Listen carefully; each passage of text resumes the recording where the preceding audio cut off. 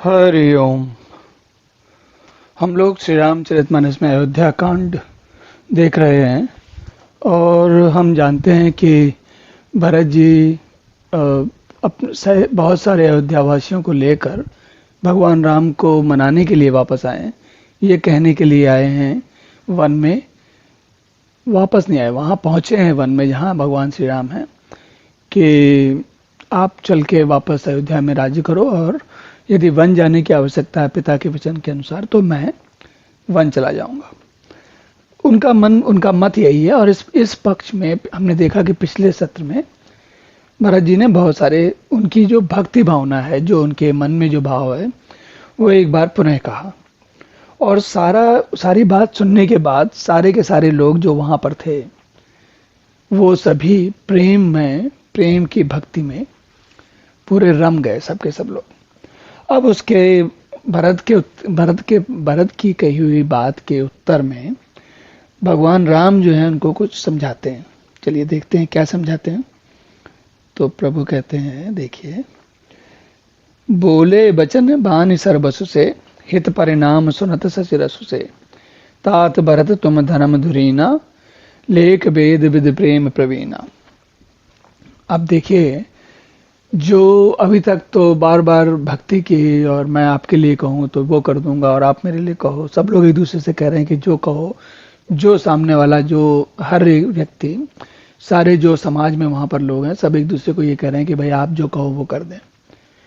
लेकिन अब बात कुछ एक तरीके से निश्चित स्थिति पे आ गई है और सब लोग पूर्णतः भ्रमित हैं। भगवान को समझ में आ रहा है कि देवता भी कष्ट में हैं और बात बहुत दिन हो गए सब करते करते।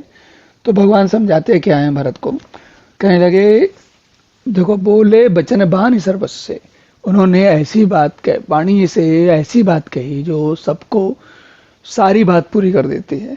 हित परिणाम सुनत सचरस से, जो सुनने में चंद्रमा के रस की तरह शीतल और अच्छे थे। भगवान कहते हैं,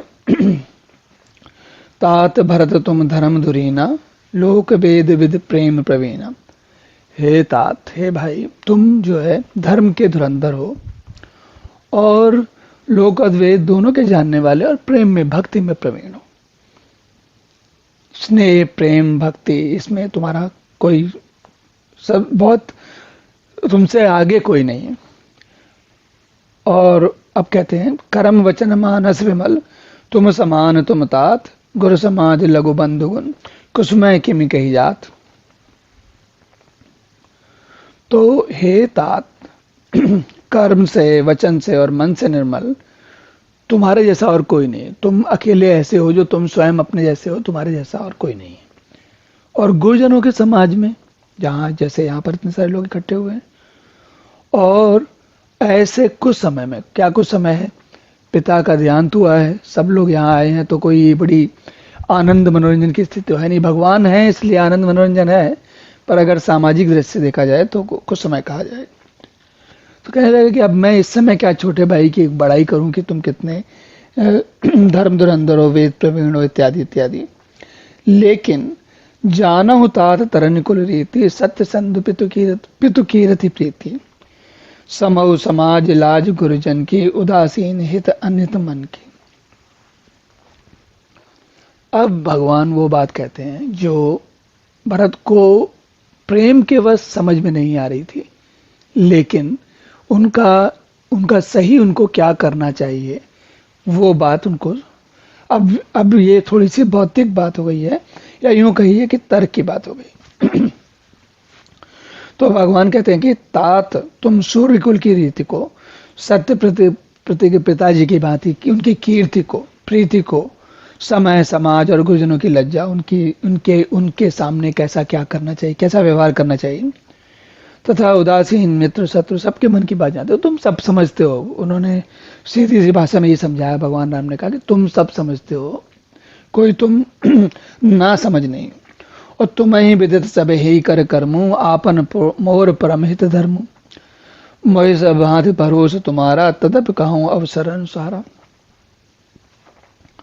तुम्हें सबके कर्मों का, अपने मेरे परम हितकारी धर्म का सबका पता है, और ये बात सही है कि मुझे तुम्हारा हर प्रकार से तुम्हारे ऊपर मुझे विश्वास है कि तुम जो करोगे सही करोगे। फिर भी अब मैं समय के अनुसार जो परिस्थिति है उसके अनुसार कुछ बात तुमसे कहता हूं। क्या कहते हैं? तात तात बिनु बात हमारी, केवल गुरुकुल कृपा संभारी, नतर प्रजा परिजन परिवारु, हम ही सहित सब होत कुहारू। तो हे तात, पिताजी की अनुपस्थित में, पिताजी के चले जाने के बाद अब हमारी प्रतिष्ठा है या जो हमारी बात है वो केवल गुरुवंश की कृपा ने हमें सही मार्गदर्शन किया हुआ है, इसलिए हम काम सही कर पा रहे हैं।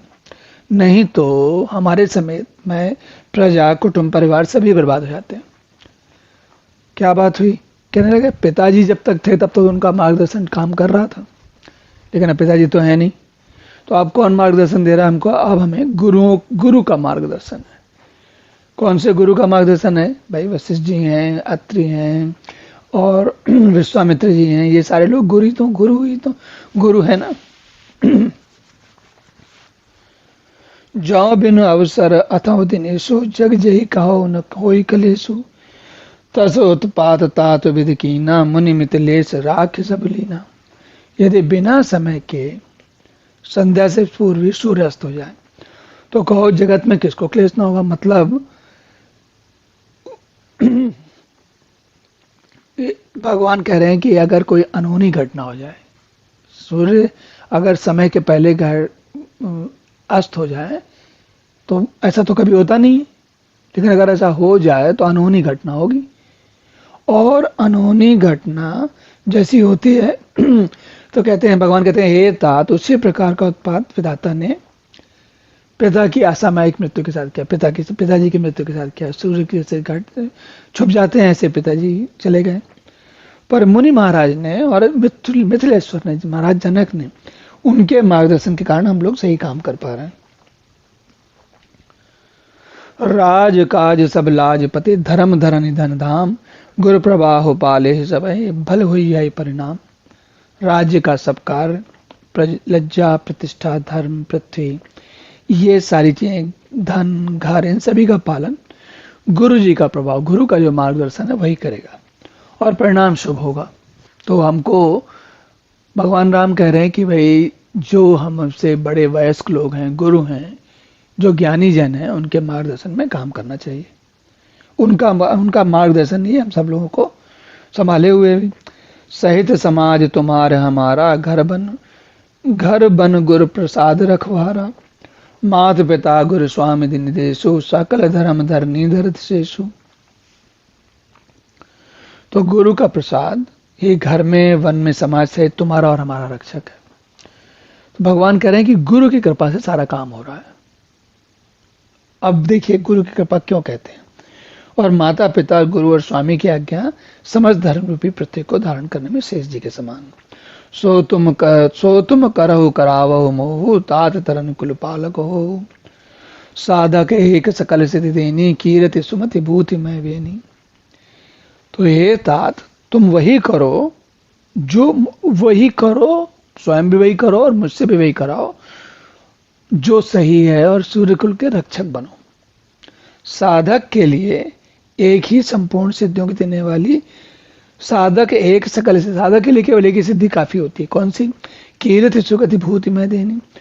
और जो कीर्ति देती है, सदगति देती है, ऐश्वर्य देती है, वो क्या है? सो विचार सही संकट उबारी, करो प्रजा परिवार सुखारी, बांटी विपत्ति सबही मोहि भाई, तुम्हें अवधि बड़ी बड़ी कठिनाई। इसे विचार कर कि क्या है।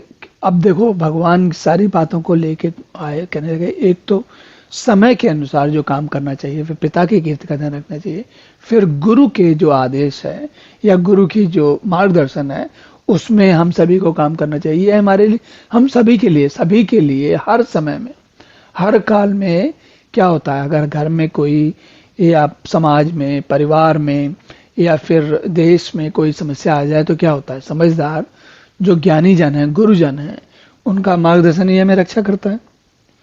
तो भगवान उसी की याद दिला रहे हैं, कह रहे हैं कि भाई सबके लिए वही काम करता है, तुम्हारे लिए भी वही काम करेगा। और कहने लगे बांटी विपत सबई मोहि भाई, तुम्हें अवधि भरी बड़ कठिनाई। तो मेरी विपत्ति तो सबने बांट ली। किसने बांट ली? तुम लोग यहाँ आ गए और वन में सब लोग हैं। समस्या तो तुम लोगों के लिए है। क्या है कि तुमको तो 14 वर्ष तक वहां राज्य संभालना है। इस बात का तुम्हें मन में सबसे अधिक दुख है। और जान तुम्हें मृदु कहूं कठोरा, कुसुम तात न अनुचित मोरा। हो कुठाए सुबंध सुहाए, उड़ी हैं हाथ असनियों के घाय। मैं जानता हूं कि तुम्हारा स्वभाव कोमल है और तुम जल्दी किसी की मतलब तुम सबका ध्यान रखने की, सबके बारे में अच्छा अच्छा सोचने की तुम्हारी प्रकृति है और तुम्हें कठोर बातें नहीं अच्छी लगती। लेकिन उसके बाद भी मैं कहा हूं कठोरा, मैं कठोर बात कहता हूं। क्या? कुसुम तात न अनुचित, मेरा समय इतना गड़बड़ है कि जो मैं कह रहा हूं वो इसलिए ये बात अनुचित नहीं, कठोर बात भी अनुचित नहीं। कहते क्या है?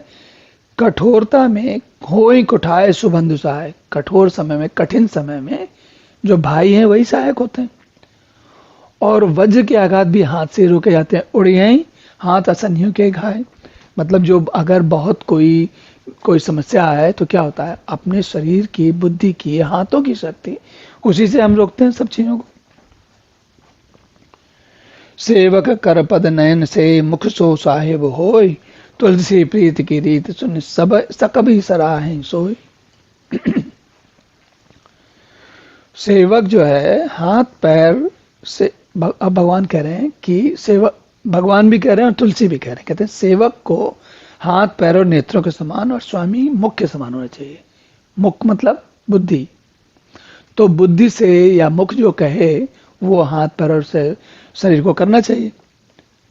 तो भगवान ये कह रहे हैं कि भरत, तुम में अगर मेरे सेवक हो तो मैं जो कह रहा हूं वो करो।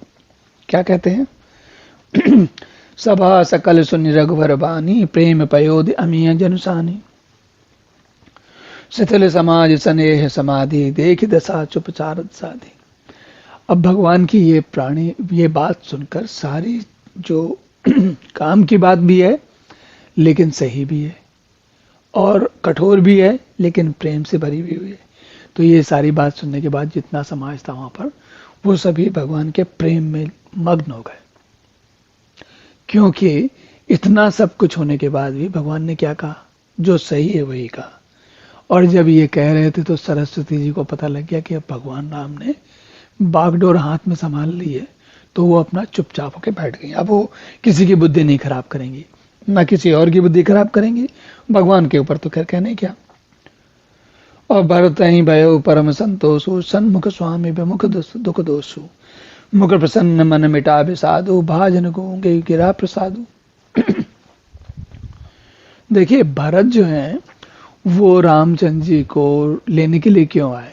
क्योंकि उनके मन में है अपराध बोध, और उस अपराध बोध के कारण उनको लग रहा है कि मेरे कारण भैया के ऊपर ये विपत्ति आई है और भाई भाई का अगर सहारा नहीं तो फायदा क्या।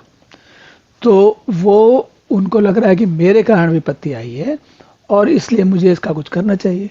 क्या करना चाहिए? भैया को बोलना चाहिए कि तो आप रहो अवध में, और सही बात भी है, उसमें कोई गलत बात नहीं है, और मैं चला जाता हूँ वन में। तो ये सोच के वो मन में आए थे या तो उनको ले जाएं या स्वयं वन में चले जाएं। लेकिन जब भगवान राम ने ये बात कही, क्या बात कही? समझाने वाली बात कही कि भाई इसमें ये मोह का, बुद्धि, मन के भ्रम की बात नहीं है, भावनाओं की बात नहीं है। जो काम सही हो वो करना चाहिए। और जब ये बात उन्होंने कही तो भरत जी को परम संतोष हुआ कि उनको समझ में आ गया। देखिए भरत भगवान के भक्त हैं, लेकिन भगवान क्या है, वो भरत क्यों कह रहे हैं ऐसा? भरत के अंदर प्रेम इतना अधिक बढ़ गया है कि वो ऐसी बात सोच रहे हैं। नहीं तो ऐसा तो है नहीं कि भरत जी ज्ञानी नहीं है, इतना समझते नहीं, वो भी समझते हैं। लेकिन जब भगवान ने ये बात उनसे पुनः कही, और कई बार पहले इस बारे में चर्चा हो चुकी है। देखिए पिछले 5-6 बार से ऐसा हो रहा था ना कि आप कहो तो बताएं, हम ये करें तो वो करें। तो कुल मिला के अब उनको बात समझ में आई, उनको सारा उनका विषाद मिट गया, उनका मुख प्रसन्न हो गया, उनको समझ में आ गया कि भैया का मन क्या है। कीन सपेम प्रणाम बहोरी, बोले पान पंकरोई जोरी। नाथ भय सुख साथ गए को, लहू लाग लाहु जग जन्म भय को। तब उन्होंने प्रेम पूर्वक भगवान राम को प्रणाम किया और कर कमलों को दोनों हाथों को जोड़कर बोले, हे नाथ, मुझे आपके साथ जाने का सुख प्राप्त हो गया और मैंने जगत में जन्म लेने का लाभ भी पा लिया। देखिए इतनी सुंदर बातें हो रही हैं, क्यों भरत जी को सही मार्गदर्शन भी हो गया और भगवान राम के भाई होने का सुख तो उनको है ही, जगत में जीवन लेने का सुख भी है। भगवान अगर समझ में आ जाए जीवन लेने के बाद, तो उससे बड़ा सुख जीवन का क्या हो सकता है। अब कृपाल जसो आयसो होई, करौ शीस धरि सादर सोई, सो अवलंब देव मोहि देहि, अवध पार पावों जे से। अब आप जैसा कहें, जो आपकी आज्ञा हो वो मैं धारण करूंगा, जैसा कहें वो कहें, लेकिन मुझे कोई ऐसा अवलंबन, कोई सहारा, कोई बात, कुछ ऐसा पकड़ाएं जिससे मैं उसका ध्यान रखते हुए आपके कार्य में लगा रहूं, समय को बिताऊं, कार्य में लगा रहूं, अच्छे से करूं। अवलंबन चाहिए, सहारा चाहिए। और ऐसा क्यों कह रहे हैं? ऐसा इसलिए कह रहे हैं क्योंकि 14 वर्ष का समय काफी लंबा होता है और जब जब मन भटके, या अब आजकल का समय तो है नहीं कि फोन से तुरंत बात कर ली, अब 14 वर्ष तक तो मिलेंगे नहीं। जब नहीं मिलेंगे तो जब जब कोई समस्या आए, याद आए, कुछ भी मन में बात समझ में आए, तो मुझे किसका सहारा हो, किससे मैं सलाह लूं। और सलाह कोई व्यक्ति ना भी हो तो भी कुछ तो अवलंबन होना चाहिए। जैसे हम लोग क्या होता है ना, कोई शंकर जी का, कोई गणेश जी का, कोई भगवान विष्णु का, कोई भगवान कृष्ण का, कोई भगवान राम का, कोई एक मंत्र ले लेता है और जब जब समस्या आती है तो उस मंत्र का जाप करता है।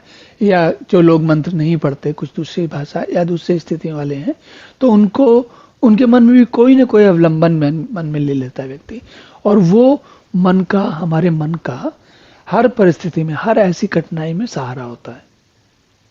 देखिए हम लोग भगवान का नाम लेने की, कहने की जो बात कहते हैं, वो शायद सब लोगों को याद नहीं रहती, लेकिन ये स्वभाव हम सभी का होता है कि जब जब हमें कठिनाई आती है तो हम कोई एक अवलंबन, सहारा लेते हैं, बार बार उसके पास जाते हैं। वो बुद्धि हो सकती है, विचार हो सकता है, परिस्थिति हो सकती है, कोई पुस्तक हो सकती है, कोई ऐसी घटना हो सकती है जो आपके जीवन में पहले कभी हुई हो। तो इसी प्रकार के सहारे की बात भरत जी अब कह रहे हैं। चलिए अब देखते हैं कि भरत जी को क्या सहारा भगवान जी देते हैं। इसकी चर्चा हम लोग करेंगे अगले सत्र में। तब तक के लिए अब यहीं विश्राम करते हैं। हरि ओम।